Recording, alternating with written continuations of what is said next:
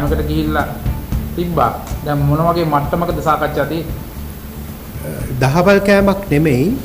අපි මේ රටේ ජනතාව ඉතා පැහැදිලි උත්තරයක් දීලා තියෙනවා පළාත් පාලන ඡන්ද විමසීමේදී. සාමාන්‍යයෙන් මේ රටේ යම්කිසි රජයක් බලයේ ඉඳිද්දී ආණ්ඩුවක් බලයේ ඉඳිද්දී ඒ ආණ්ඩුවට විපක්ෂව පළාත් පාලන ආයතනවල බලය දීපු අවස්ථා හරිම විරලයි. 2018 අපි දැක්කා එක් වතාවක ඒක සිද්ධ වුණා. දෙවෙනි වතාවට සිද්ධ වෙලා තියෙනවා 2025 දී.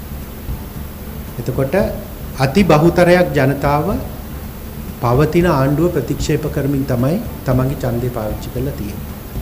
එතකොට දේශපාලන පක්ෂව හැටියට අපිට වගකීමක් සහ යුතුයකමක් තියෙනවා ඒ ජනතාවගේ මතය වෙනුවෙන් පෙනී හිටින්න. අපි සමගි ජන බලවේගය විතරක් නෙමෙයි ලංකාවේ තියෙන සියලුම දේශපාලන පක්ෂ සමග ඒ ජනතා අභිලාෂයන් මුදුන් පමුණවා ගන්නේ කොහොමද? ඒ කියන්නේ අපේ ප්‍රතිපත්ති වලට හානියක් නොවි අපේ අනන්‍ය වූ ගමන් මාර්ග වලට හානියක් නොවන ආකාරයට ජනතා අභිලාෂයන් මුදුන් පමුණවා ගැනීමේ කාර්යය කරන්නේ කොහොමද කියන කාරණය සම්බන්ධයෙන් කිසියම් වූ සාකච්ඡාවක් නිරත වෙලා ඉන්නවා. මම හිතන්නේ අපිට දේශපාලන පක්ෂයක් හැටියට ඒක ජනතාව වෙනුවෙන් කළ යුතු කැපවීමක් සහ කළ යුතු යුතුයකමක්. දැන් කොළඹ පිහිටවීමේදී ඔබතුමාලාගේ සහාය ලැබෙනවද? විපක්ෂයේ පිහිටවීමේදී ඔබතුමාලාගේ සහාය ලැබෙනවද කොහොමද? කොළඹ නගර සභාව සඳහා පැවති ඡන්ද විමසීමේදී ජනතා විමුක්ති පෙරමුණට එරෙහිව ලබා දුන් മന്ത്രി සංඛ්‍යාව ඉතාම වැඩි. මොකද ඔය ස්වාධීන කණ්ඩායමක් වේවා වෙනත් දේශපාලන පක්ෂයක් වේවා මේ හැමතෙම ඡන්දේ ලබා දීලා තියෙන්නේ පවතින ආණ්ඩුවට එරෙහිව. මොකද ඊටාම පැහැදිලිව පවතින ආණ්ඩුවේ නායකයා ගමක් ගානේ ගිහිල්ලා මේ ප්‍රතිපාදන ලබා දෙන්නේ නැහැ කියලා කියද්දී ඒ සියල්ල අමතක කළා අපිට ප්‍රතිපාදන නැතත් කමන්නේ අපිට ආණ්ඩුව ඕනේ නැහැ කියන තැනට ජනතාව පෙළ ගැහිලා තියෙනවා. කොළඹ නගර සභාව තුලත් අති බහුතරයක් ජනතාව පවතින ආණ්ඩුව ප්‍රතික්ෂේප කරලා තියෙනවා. එතකොට ඒ ජනතා මතය වෙනුවෙන් පෙනී සිටීමේ වගකීමක් සහ යුතුයකමක් දේශපාලන පක්ෂයක් හැටියට අපිට තිබෙනවා. ඒ යුතුයකම අපි පැහැර හරින්නේ නැහැ. නායකත්වයේ මට්ටමින් සාකච්ඡා යනවද? නාමල් රාජපක්ෂ මහතා සහ සජිත් ප්‍රේමදාස මහතා අතර සාකච්ඡාවකුත් යයිද ඉස්සරහට?